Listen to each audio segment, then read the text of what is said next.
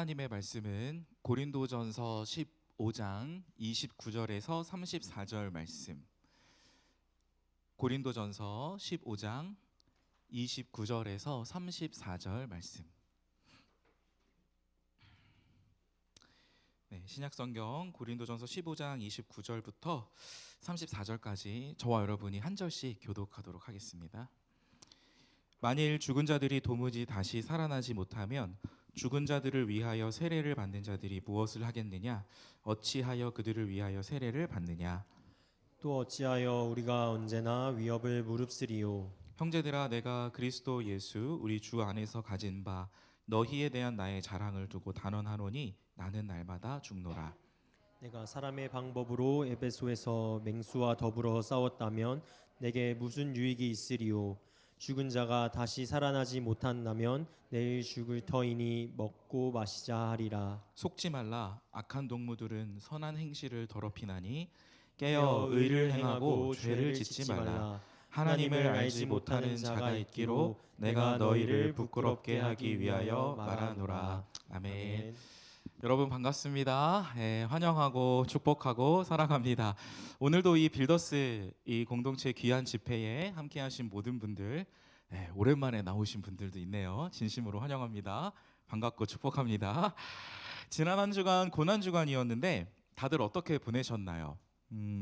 다들 시험 기간에 접어들었기 때문에 목사님 인생 자체가 고난입니다. 이렇게 생각할 수도 있을 것 같고, 또 어떤 지체들은 그 바쁜 와중에도 나의 마음을 좀 하나님께, 예수님께 시간이든 에너지든 좀 떼어서 이렇게 십자가에 달리신 예수님을 묵상하며 보낸 우리 의미 있는 시간을 보낸 지체들도 있는 것 같습니다. 저는 한 두 가지 정도로 특별한 고난 주간을 보냈어요.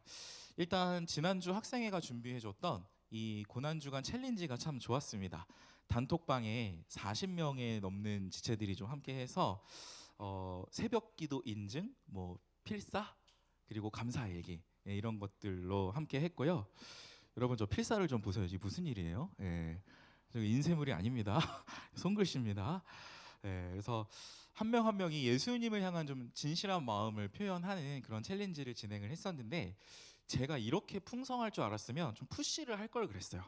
정말 자발적으로 해서 40명 정도가 모였는데 다음에는 더 많은 분들이 함께 하셔도 너무 좋겠다 이런 생각을 했었고, 또 우리 드림도 뭐 사순절 40이 아니라 26일 정도의 전원 드림 전원의 26명, 4명, 24명 같은 그런 20명이 넘는 지체들이 하루 한 번씩 찬양을 올리고 그 찬양을 올린 이유를 설명하고 기도 제목을 함께 나누는, 그렇게 고난 주간까지 사순절부터 너무 풍성하고 좋았습니다. 그래서 앞으로도 우리 모든 지체들 가운데 뭐 꼭 챌린지 형태가 아니더라도 이런 영적으로 유익한 자발적인 서로의 이런 사역들이 많이 풍성했으면 좋겠다 생각을 합니다.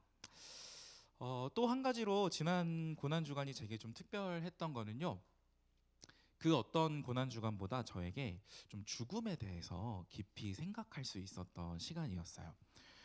사실 고난 주간 시작하기 그 며칠 전부터 우리 빌더스 지체들을 포함해서 여러 성도들하고 좀 이 죽음에 대한 좀 깊이 있는 이야기를 나누게 됐었습니다.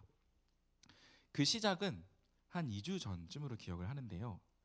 한 명은 메이커스, 이제 한 명은 빌더스에 함께하는 커플이 있는데, 그 커플이 큰 아픔을 겪었습니다. 사연인즉슨 두 사람을 서로 이렇게 소개해준 너무 친한 동갑내기 친구가 있었는데 갑자기 죽음을 맞이한 거예요. 그래서 예수님을 그 친구에게 전하지 못한 상태로 죽음을 이렇게 맞닥뜨리면서 떠나보내면서 적지 않은 혼란과 황망함을 느끼고 있었습니다. 여러분 뭐 자주는 아닐지라도 좀 우리 인생에 이런 일이 일어납니다. 일어나요. 이런 경험을 한번 하고 나면 전도라는 게 마냥 뒤로만 미룰 수 없구나라는 거를 좀 절감하게 되는 것 같습니다. 또 그 며칠 뒤에 제가 이제 미국 한인교회 중고등부를 섬겼을 때 그때 만났던 학생인데 보이스톡으로 연락이 오는 거예요. 그래서 이제 98년생 자매인데 지난 한 달 전에 잠시 한국에 왔을 때도 저 자리에서 빌더스 예배를 함께 드리기도 했었습니다. 근데 그 청년이 보이스톡을 이렇게 이제 제가 받았는데 이미 전화상에서 울고 있어요. 이유를 들어보니까 청년부에서 자기를 매주 알뜰살뜰 정말 살갑게 맞이해 주었던 리더 오빠가 갑자기 사망한 소식을 들은 거예요. 공교롭게도 그날 새벽에 똑같은 날에 제가 참 가까이 교제했던 우리 사랑하는 충현교회 배진현 목사님께서 새벽에 소천하셨던 날이라 그날 저도 하염없이 눈물을 흘리면서 그 친구와의 대화를 나누고 함께 기도하는 시간을 가졌습니다. 여러분, 오늘은 부활절입니다. 세상 사람들은 죽음이란 것을 세상 사람들 생각할 때 주로 공포나 두려움으로 대하거나 혹은 어떻게까지 하냐면 이게 내가 지금 생의 차원에서 도저히 감당할 수 있는 이슈가 아닌 것처럼 느껴져서 그냥 인생에서 제거해버려요. 그냥 죽음이 아예 없는 것처럼 이 땅을 그냥 살아가는 모습을 봅니다. 그러나 여러분, 우리 기독교인들은 부활을 믿습니다. 예수님께서 십자가에 돌아가셨지만 그 죽음을 이기시고 다시 살아나셨다는 것. 따라서 예수님을 믿는 저와 여러분 인생에도 육체의 죽음 이후에 말 그대로 다시 새롭게 살아갈 수 있는 영원한 삶이 있다는 것을 우리는 믿어요. 그게 기독교 신앙입니다. 저명한 신약학자 중에 톰 라이트라는 학자가 있는데요. 이분은 부활에 대해서 이렇게까지 이야기했어요. 부활은 기독교 신앙의 중심이다. 부활이 없다면 기독교는 붕괴된다. 네. 정말 그렇습니다. 여러분, 우리가 믿음 얘기하잖아요. 우리 기독교를 이야기할 때 믿음 너무 중요합니다. 그런데 믿음과 더불어서 부활은 복음을 구성하는 굉장히 중요한 요소 중에 핵심 중에 핵심이에요. 그리고 세상 사람들과 그리스도인인 우리, 크리스천인 우리를 구분하는 가장 두드러진 차이가 바로 이 부활임에 틀림이 없습니다. 그러게 여러분, 오늘 이 부활절을 맞아서 부활에 대한 믿음을 좀 확실히 가질 수 있다면 너무 좋을 것 같아요. 저는 기대하건대 우리 빌더스 청년들이 이 부활 신앙을 통해서 일단 마음의 변화를 좀 받았으면 좋겠어요.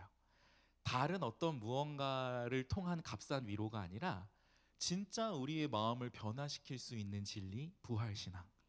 그래서 일단 마음의 변화를 받고 이렇게 마음이 변하면 내 인생과 세상을 바라보는 관점이 달라질 수 있습니다.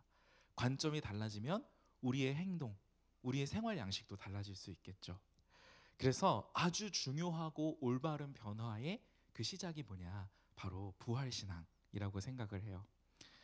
여러분, 그래서 기독교는 진리입니다. 왜 진리냐면 우리의 인생이 나아가야 할 방향이 어딘지를 알려주니까 진리입니다. 왜 진리냐면 어떻게 살아야 하는가, 도대체 이 청년의 때를, 이 살아온 날들보다 살아갈 날이 더 많은 저와 여러분의 인생인데, 저도 마찬가지로 앞으로 살 날이 더 많은데, 이런 우리 인생에 진짜 해답이 뭘까라는 질문을 던졌을 때 그 질문에 대한 답을 주는 것이기 때문에 진리입니다. 기독교는 답을 주는 신앙이에요. 미래의 부활을 정말 믿고 그 부활의 시선으로 오늘 내 인생과 세상을 바라볼 수 있다면 그 진리가 가장 의미 있고 가장 가치 있는 걸음으로 우리 인생을 인도할 것입니다. 저는 오늘 설교 제목을 한번 여러분 따라해 주시겠어요? 이렇게 지었는데요. 영원을 사는 삶. 그렇습니다. 이렇게 지어봤어요. 여러분, 제목을 한번 음미해 보시겠어요? 부활을 믿는다는 건 영원에 대한 감각을 가졌다는 건데, 그 영혼은 사실 약간 미래적인 개념 아닙니까? 그죠? 오늘을 살아가는 우리가 영혼을 이 땅에서 살아간다. 그러니까 미래적인 단어인 영혼하고 죽음 이후에 부활, 그 이후에 이어질 지속적인 우리의 천국, 그 영혼을 오늘 여기, 바로 내가 처한 현실 속에서 그 영혼을 오늘 살아낸다라는 건 어떤 의미일까? 오늘 고린도전서 본문을 통해서, 바울의 가르침을 통해서, 다시 말하면 부활 신앙을 통해서 우리가 그 핵심을 한번 살펴보도록 하겠습니다. 자, 우리 이 기대를 가지고 좀 좌우 양옆에 이렇게 인사했으면 좋겠어요. 먼저 선포합시다. 예수님 부활하셨습니다. 시작. 예. 한 가지 더 인사했으면 좋겠는데 축복하면서 이렇게 인사합시다. 영원을 살아냅시다. 네, 아멘. 너무 보기 좋습니다, 여러분. 영원을 사는 삶이란 뭘까요? 첫 번째로 하늘 소망을 가진 삶이에요. 바울은 오늘 본문에서 부활을 말하면서 예수님께서 십자가에 죽으셨다가 다시 살아나셨고 이것이 잠자는 자들의 첫 열매였다라고 설명합니다. 따로 읽지는 않겠습니다만 여러분 20절 한번 보십시오. 예수님이 부활하셔서 첫 열매가 되셨다고 하는 것은 두 번째 열매도 있고 세 번째 열매도 있다는 뜻이에요. 그러니까 그 연이은 부활의 열매가 예수님의 뒤를 이어서 예수 믿고 구원받은 저와 여러분 우리 빌더스가 이 부활을 예수님과 똑같이 경험하게 될 거라는 겁니다. 아멘. 고마워요. 네. 그래서 오늘 22절 말씀처럼 가장 처음 부활하신 예수님을 따라서 저와 여러분도 육체의 죽음 그 이후에 반드시 슬픔이 없고 아픔이 없는 영원한 기쁨의 삶을 반드시 살게 될 것이라는 그 약속인 거예요. 여러분 성경에 바울의 글을 읽다 보면요. 바울은 이 부활을 진짜 확신했어요. 근데 확신했을 뿐 아니라 이 확신 있는 믿음을 가지니까 부활 이후에 있는 그 삶을 진짜 소망하게 되고 기대하게 되고 그 기대가 바로 여기에 믿지 않는 사람들과 믿는 사람을 가르는 가장 중요한 기준이 되었습니다. 죽음을 바라볼 때 이 죽음을 그냥 피하거나 황망하게 여기거나 없는 것으로 치부해 버리는 그렇게 회피하는 그런 가치관이 아니고 오히려 그 죽음 뒤에 비로소 하나님과 함께 교제하고 포근히 쉴 수 있고 기쁨과 감격을 영원히 누릴 수 있게 된다는 그 진짜 기대함과 소망을 바울은 가졌던 것으로 보여요. 자, 바울이 여기서 그치지 않습니다. 이 마음의 소망이 있으니까 어디까지 나아가냐면 그 미래의 소망이 잘 들어주세요. 현실을 살아가는 단단한 용기로 발휘가 됩니다. 우리 본문 29절에서 31절을 한번 자막으로 함께 읽어봅니다. 시작. 만일 죽은 자들이 도무지 다시 살아나지 못하면 어찌하여 우리가 언제나 위협을 무릅쓰리요. 형제들아, 내가 그리스도 예수 우리 주 안에서 가진 바 너희에 대한 나의 자랑을 두고 단언하노니 나는 날마다 죽노라. 이런 고백 어떻게 하는 건지 모르겠어요. 사실 저도 목사지만 내 육신의 죽음 이후에 반드시 살아날 테니 우리도 위험을 무릅쓸 수 있다라는 거예요. 바울이 부활 신앙이 없으면 이 고백을 못 하는 거예요.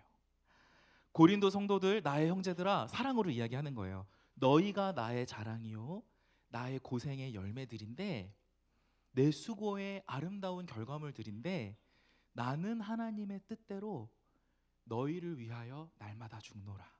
바울이 고린도 성도들을 위해서 그렇게 사랑으로 이야기한 겁니다. 여러분 정말 기도해 주셨으면 좋겠습니다. 저나 전도사님이나 또 우리 교사회나 부족함이 많고 연약함이 많아요. 그러나 우리의 진실한 마음만큼은 여러분을 위하여 하나님 앞에서 날마다 죽노라라고 진실되게 고백할 수 있는 리더십이었으면 좋겠습니다.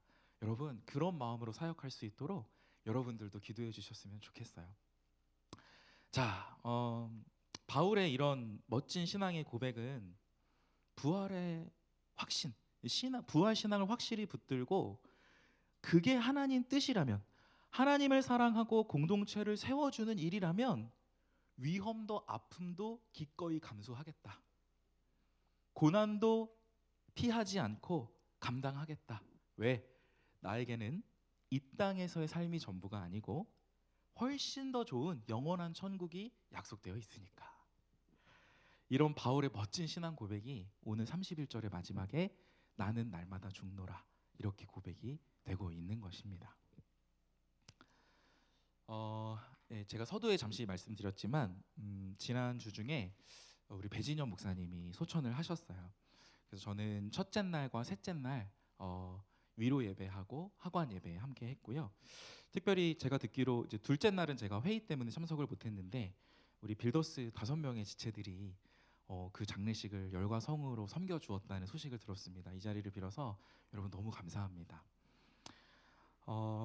배진영 목사님은 제가 2019년에 처음 만났어요. 그리고 공교롭게도 사무실 바로 옆자리여가지고 뭐 제가 잠시 교회에 바깥에 있을 때나 또 다시 함께 할 때나 가까이 교제를 했던 분입니다. 따뜻한 분이고요, 똑똑한 분이고, 그리고 굉장히 친밀한 성격을 갖고 계셨어요. 그래서 제가 그 목사님하고 틈나는 대로 교역자들끼리 조금 더 깊이 나눌 수 있는 속 이야기들을 많이 나누곤 했습니다. 병색이 점점 안 좋아지긴 하는데 이게 일주일 정도 자리를 비우면 항암을 하고 다시 또 돌아오셔요, 사무실로. 그리고 뭐 아무 일 없었다는 듯이 이 사역을 계속 하셨습니다. 그래서 이번에도 일주일 정도 자리를 비우셨는데 다시 돌아오시겠거니, 여느 때와 다름없이 대화 나눌 수 있겠거니 생각을 했는데, 그게 마지막이었어요. 새벽에 그 소천 소식을 딱 접하고 나서 이틀 동안 눈물이 너무 많이 나더라고요. 왜냐하면 그렇게 가실 줄 예상을 좀 못해가지고, 의미 있는 마지막 말을 좀 가실 것을 예상하고 좀 더 많이 나누었으면 참 좋았을 텐데, 그런 마음이 아픈 생각이 들었고요. 그러니까 목사님이 너무 보고 싶더라고요. 보고 싶었어요. 그렇게 마음이 미어지는 이틀을 보내고 나서 셋째 날이 되었을 때 주님이 제게 아주 선명한 두 가지 교훈을 좀 주셨습니다. 첫 번째는 배진영 목사님을 반드시 다시 만날 거다. 나는 더 좋은 곳에서, 병색이 완연해서 너무 고통스러우셨었는데 마지막에 그 모든 아픔을 떨쳐낸 가장 좋은 모습으로 목사님도 나도 부활을 할 거고, 그 천국에서 마지막에 못다한 이야기를 함께 나눌 거다. 서로 농담도 주고받고 반갑게 실컷 대화할 거다.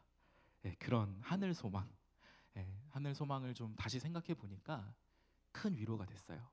둘째 날까지는 사실 인간적인 슬픔이 너무 커서 저도 마음이 너무 아팠는데, 셋째 날 정도 되니까 우리가 기독교인이라는 게 부활 신앙을 품었다는 게 이 진짜 실제적인 위로구나 라는 생각을 좀 하게 됐습니다.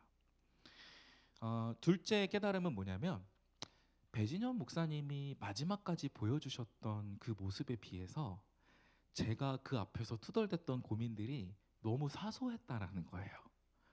돌아가시고 나니까 제가 느껴지더라고요. 첫째 날 위로 예배 드리면서 좀 구체적으로 그 위로 예배를 섬기신 목사님이 알려주신 사실인데, 이 배 목사님이 병색이 마지막에 너무 깊어지셔서 이 교회에서 좀 배려의 차원으로 사역을 좀 이제는 좀 내려놓고 좀 쉬시면서 건강을 돌보면 어떠실까요? 라는 제안을 드렸었다고 합니다. 근데 그때 목사님이, 그 선임 목사님께 하셨던 말씀이 이거였대요. 저는 끝까지 하나님과 교회를 섬기면서 그냥 닳아 없어지고 싶습니다. 하나님 앞에서 그런 마음 가진 거 목사님 아시잖아요 라고 말씀을 하셨다고 해요. 그래서 정말 돌아가시기 직전까지 출근하시고 가능한 사역을 감당하다가 그렇게 사명에 오롯이 충성하시다가 주님 품에 안기셨어요. 이 목사님의 그 하나님을 향한 마음이, 그 순전함이 막 오롯이 느껴져 오는데 이제 부끄러운 거죠. 그 앞에서 제가 고민이랍시고 털어놓았던 그런 이야기들이 얼마나 참 사소하고 소소하고 작은 것들이었나, 저 자신을 좀 돌아보게 되었습니다. 그러면서 하나 이제 마지막에 느꼈던 거는, 저 주님을 향한 순전한 마음, 죽음도 두려워하지 않고 단단한 용기로 하나님 앞에 나아갔던 것을 제가 바로 옆에서 보게 되면서 저도 다시금 마음을 다잡고 그 용기를 좀 본받아 볼 의지를 갖게 됐어요. 배 목사님이 마지막까지 보여주셨던 그 모습을, 그래, 내가 아직 살아있으니까 내가 계속 이어가 보자. 내가 저 순전한 하나님 앞에서의 마음을 나도 좀 가지고 끝까지 사역을 하면 배 목사님이 진짜 하늘에서 기쁘게 바라보겠다. 하나님과 함께. 그런 생각을 좀 했고, 그렇게 나도 부끄러움 없이 살다가 나도 부활하면 이전처럼 이 사소한데 흔들리던 유약한 사람으로서가 아니라 조금은 더 떳떳한 모습으로 하나님을, 또 목사님을 천국에서 만날 수 있겠다. 그런 기대가 생겼습니다. 사랑하는 여러분, 부활 신앙을 가지면요. 오늘 마침 또 대예배 때 담임 목사님도 말씀하셨는데 부활 신앙을 가지면 용기가 생기고요. 이 한 사람의 용기는 주변으로 아름답게 퍼져나갑니다. 하나님께서 그 한 사람의 용기를 사용하셔서 그가 속한 공동체에 참 생명과 참 열매를 맺어 주셔요. 주 안에 사랑하는 여러분, 여러분도 나름의 어려움들이 있을 것입니다. 특별히 하나님 뜻에 순종하고자 했을 때 나에게 찾아오는 여러 가지 꺼끌꺼끌하고 복잡하고 어려운 것들이 분명히 인생에 있을 거예요. 억울함, 피로감. 나는 주님이 기뻐하시는 뜻이라고 생각해서 내 마음을 드렸고 이 사역의 길에 나섰는데 이 섬김을 드렸는데 도리어 어떤 어려움을 우리가 경험할 때가 있습니다. 그러나 여러분, 오늘 말씀을 붙잡고 여러분을 한 번 더 권면하고 싶어요. 우리 물러서지 맙시다.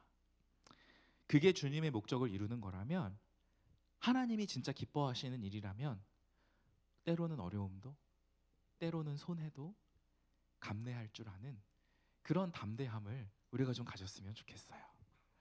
언제 어디서든 좀 하늘 소망을 품고 주님이 기뻐하시는 일이라면 단단한 용기를 발휘해보는 그런 저와 여러분 되기를 간절히 소망합니다. 자, 영혼을 사는 삶, 그 두 번째 특징은 바로 의로움을 추구하는 삶이에요. 여러분, 지난 성금요일 예배 들으신 분들 계신가요? 예, 아마도 꽤 계실 것 같은데 담임 목사님이 그런 말씀을 주셨어요. 금요 예배를 드리는데, 여러분, 예수님께서 당신의 생명으로 우리를 다시 살리신 이유가 뭘까요? 라는 질문을 주셨습니다. 다르게 얘기하면 예수께서 친히 죽으시고 부활하시고 이제 그 첫 열매로서 우리에게 그 부활을 동일하게 허락하시는 이유가 뭘까요? 라는 질문을 주셨습니다. 신영형제, 이에 대한 답으로 밑에 있는 두 구절을 좀 읽어주십시오. 친히 나무에 달려 그 몸으로 우리 죄를 담당하셨으니 이는 우리로 죄에 대하여 죽고 의에 대하여 살게 하려 하심이라. 그가 채찍에 맞음으로 너희는 나음을 얻었나니. 하나님이 죄를 알지도 못하신 이를 우리를 대신하여 죄로 삼으신 것은 우리로 하여금 그 안에서 하나님의 의가 되게 하려 하심이라. 아멘. 아멘. 예수님이 왜 부활하셨습니까? 우리에게 무엇을 주시려고 부활하셨습니까? 영원한 삶에 대한 소망, 개인적으로 품는 거 맞아요. 그 마음에 강고한 믿음을 품는 것이 중요한데, 그와 더불어서 죄에는 죽은 삶으로, 의에 대해서는 그 부활을 경험한 다시 사는 삶으로 우리를 부르신 거예요. 다시 한번 설명합니다. 죄에 대해서는 예수님을 내가 믿은 그 순간 시공간을 초월하시는 하나님의 역사이기 때문에 우리가 예수님을 주인이라고 고백하고 복음에 반응한 그 순간 우리의 죄와 옛 사람은 예수님이 못 박히신 그 십자가에 똑같이 못이 박힌 거야. 그래서 우리의 옛날 사람은 똑같이 죽었어. 근데 부활하신 예수님과 함께 뭐가 살아났냐면 하나님의 의로움을 덧입고 그 하나님의 의로움, 올바름, 하나님의 정의로움, 주님이 기뻐하시는 선하신 목적대로 살아갈 수 있는 그 능력을 가진 옛사람은 죽었지만 새 사람이 부활하신 예수와 함께 다시 살아났다. 그래서 예수를 믿은 저와 여러분은 새 사람으로 하나님의 의로움에 대하여 다시 살아난 사람들이다라고 바울이 우리에게 알려주는 것입니다. 그래서 여러분, 오늘 우리가 고린도전서 본문 후반부에도, 오늘 본문의 후반부에도 바울이 이렇게 동일하게 권면을 해요. 이제 우리가 합독을 해서 한번 읽어봅니다. 32절부터 34절까지 함께 읽습니다. 시작. 내가 사람의 방법으로 에베소에서 맹수와 더불어 싸웠다면 내게 무슨 유익이 있으리요? 죽은 자가 다시 살아나지 못한다면 내일 죽을 건데 먹고 마시자. 속지 말라. 악한 동무들은 선한 행실을 더럽히나니 깨어 의를 행하고 죄를 짓지 말라. 하나님을 알지 못하는 자가 있기로 내가 너희를 부끄럽게 하기 위하여 말하노라 말씀합니다. 32절 보십시오. 많은 사람들이 이렇게 살아간다는 거예요. 내일 죽을 테니 먹고 마시자. 여러분, 이 고린도 당시의 사람들은요, 조금 더 한 몇 세기 전에 에피크로스 학파의 영향을 굉장히 많이 받았습니다. 여러분 윤리 시간에 배우셨죠? 네, 에피크로스는 무엇을 중요시하는 사람들이었죠? 쾌락을 중요시하는 사람들이었습니다. 근데 우리가 흔한 오해가 뭐냐면 쾌락주의라고 하니까 무슨 막 폭식을 할 것 같고 되게 무슨 육체적이고 말초적인 쾌락에 중독된 사람들일 것 같고 이런데 그건 아니었어요. 방탕한 쾌락은 아니고 약간 이런 거 중요시했대. 아타락시아라고 해서 마음에 고통이 없는 평안한 상태가 최고다. 또 아포니아라고 해서 육신의 고통 없이 질병 없이 아픔 없이 건강하게 사는 게 최고다. 이런 고통 없는 삶을 추구했던 게 에피쿠로스 학파였고 당시에 이 철학의 사조를 고린도 사람들이 많은 영향을 받아서 살았습니다. 그래서 여러분 이게 무슨 되게 천박하고 저급한 쾌락이 아니고 오히려 이런 거예요. 정교한 식단, 음악과 예술, 고귀한 친구 관계 이런 겁니다. 이런 것들을 추구하면서 그런 것들이 훌륭한 삶이라고 여겼다는 거예요. 여러분, 우리 사는 시대랑 똑같지 않습니까? 현대인들이 지금 굉장히 중요시 여기는 가치랑 아주 비슷한 것 같아요. 마음의 평안, 육체의 건강, 해로부터 피해로부터 멀어진 순적한 인생. 물론 하나님을 믿는 우리의 이 하나님의 백성들에게 주님이 그런 순적함을 허락하셔요. 마음의 평안도 육체의 건강도 허락해 주셔요. 단 뭐가 잘못된 겁니까? 현대인들은 자기 중심적인 생각으로 자기가 그것을 유일한 삶의 목표로 생각하고 그것을 향해서 계속 달려나가는 것이에요. 자기 중심적인 의도로 그런 것들을 추구하게 되면 하나님을 제쳐두고 오로지 육신의 건강과 마음의 평안만을 추구하면서 운동도 하고 스펙도 쌓고 좋은 직업도 갖고 좋은 사람도 만나고 하면 이날 바울이 지금 비판하고 있는 에피쿠로스 학파의 삶과 다를 바가 없다는 것입니다. 그런데 오늘 바울이 진리를 설파하면서 우리에게 도전하는 바는 이거예요. 그 마음의 평안, 몸의 안락함에 안주하지 말고 정말 옳은 일에 너희 자신을 드리라. 하나님의 의, 주님이 생각하시기에 옳은 일에 너희 자신을 드리라. 세상의 상식이라고 여기는 자기 중심적인 가치에 취해 있지 말고, 여러분 깨어 있으라는 말은 취해 있지 말라는 뜻입니다. 세상의 그 가치의 상식에 취해 있지 말고 깨어서 자기 중심성을 멀리하고 하나님의 의를 행하라. 하나님이 기대하시는 올바른 방향으로 어려움을 무릅쓰더라도 용기 있게 나가면 좋겠다라는 게 오늘 부활 신앙을 확신했던 바울의 권면입니다. 오늘 이것이 우리 빌더스 공동체, 저와 여러분이 살아야 할 영원한 삶을 사는 삶이라고 할 수 있겠어요. 말씀을 마무리합니다.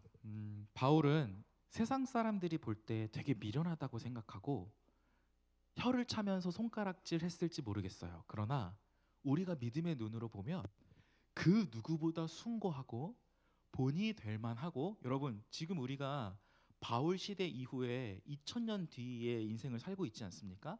근데 이 바울의 인생의 파급력은 이 후대에 오늘 1000년이 지난 2000년이 지난 지금까지 이어져 오고 있는 거예요. 후대에까지 가장 영향력을 미치는 영광스러운 하나님의 일꾼으로 바울이 쓰임 받았어요.